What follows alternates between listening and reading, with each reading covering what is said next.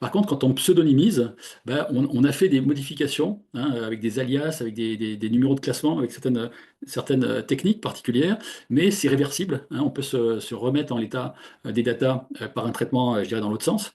Et donc, ce sont deux usages différents, deux utilités différentes. Et je vais vous expliquer aussi pourquoi on utilise l'une ou l'autre dans l'absolu. Voilà, la pseudonymisation, hein, alors c'est vrai qu'en général, c'est bien de rédiger une sorte de protocole qui explique un petit peu comment on a mis au point ces traitements-là et comment on va s'en servir au sein du cabinet. Hein.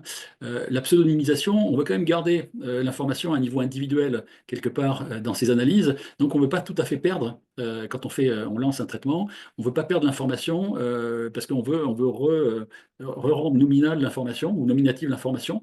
Donc, on va plutôt être dans la pseudonymisation. Après, quand on va faire simplement une étude sur une grande quantité de données, simplement à des fins statistiques, hein, mais globales, l'anonymisation ne pose pas de problème. Donc, chaque traitement obéit à des besoins particuliers et on va rentrer dans ces besoins-là plus en détail. Alors, j'ai fait deux tableaux, enfin, c'est un grand tableau qui est sur deux slides, j'ai été obligé de le découper parce qu'il y avait beaucoup d'informations. J'ai essayé de lister la dizaine de documents parmi les plus courants qu'un cabinet a à traiter. Donc je vous les ai mis, alors c'est pas forcément très, très ordonné, hein, donc j'ai mis contrat de travail, bulletin de paye, RIB, facture client et fournisseur, donc facture d'achat et de vente, déclaration fiscale, compte annuel. Et j'ai pris également tout ce qui est rapport d'audit, tout ce qui est documents juridiques, les contrats commerciaux, les notes de frais, des fichiers bureautiques, des emails, etc. Bon. Et donc, pour chacun de ces documents ou ces informations, on va dire, euh, il y a des informations particulières anonymisées. Je les ai listées dans la deuxième colonne. Donc, bah, je sais pas, pour un contrat de travail, ça peut être le nom, le prénom, l'adresse, les coordonnées téléphoniques ou email, le numéro de sécu, la date de naissance, la signature, la rémunération, etc. C'est souvent des documents qui sont en format PDF ou en format Word, d'accord? Et bah, si on anonymisait ou si on pseudonymisait ce genre de documents, qu'est-ce qu'on pourrait en faire? Et donc, j'ai mis dans la quatrième colonne de ce tableau-là, à peu près pour chacun de ces documents types, j'ai mis trois exemples d'exploitation avec l'IA, hein, d'analyse avec l'IA. Et parfois, je sais que c'est plus que parfois, c'est assez souvent, quand j'interviens dans des séminaires, dans des cabinets, j'ai les collaborateurs ou même les cadres du cabinet qui me disent, bah, ouais, l'IA, on a bien vu, ça rentre partout, machin, etc. Mais dans notre métier, on n'arrive pas à voir ce qu'on pourrait faire avec. Ah ben là, 10 fois 3, vous avez 30 idées dans mes deux tableaux, là, dans mes deux slides. Vous avez 30 idées d'exploitation de l'IA sur les documents, mais archi conventionnels que vous traitez au jour le jour et en permanence. D'accord? Voilà. Il y a une chose, par exemple, je vais vous citer un exemple dont on a parlé au Club RCA il y a quelques semaines. Ça parlait des factures fournisseurs.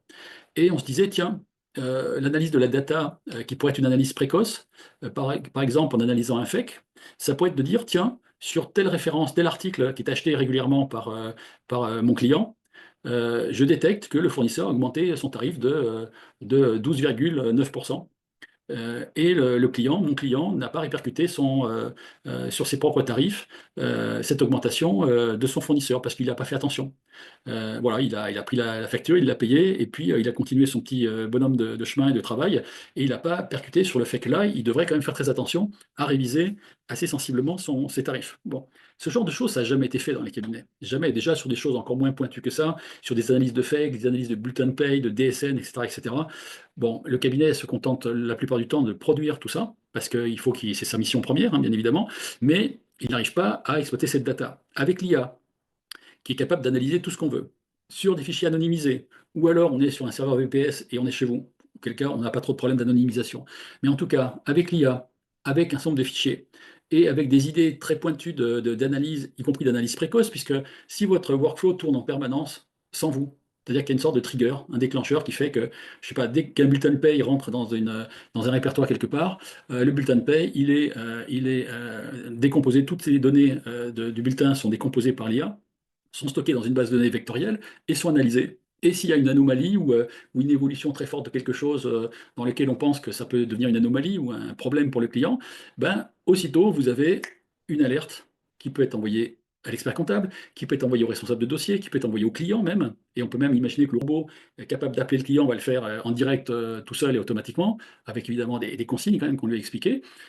Vous imaginez pas la richesse de ce que vous allez pouvoir faire auprès de vos clients avec une précocité, avec une pertinence et avec le sentiment que vous allez pouvoir donner au client que vous êtes là pour parer à tout ce qui peut lui arriver dans sa société, ça va être exceptionnel. C'est-à-dire que jusqu'à présent, les experts comptables pensaient qu'ils étaient les conseils numéro un de l'entreprise, ce qu'ils sont quelque part, mais quand on interroge les chefs d'entreprise, on a des fois un autre son de cloche, parce que justement, ils pensent que l'expert comptable est trop polarisé par la mission récurrente et pas assez par la détection précoce, par le futur, par des propositions nouvelles, par des choses comme ça.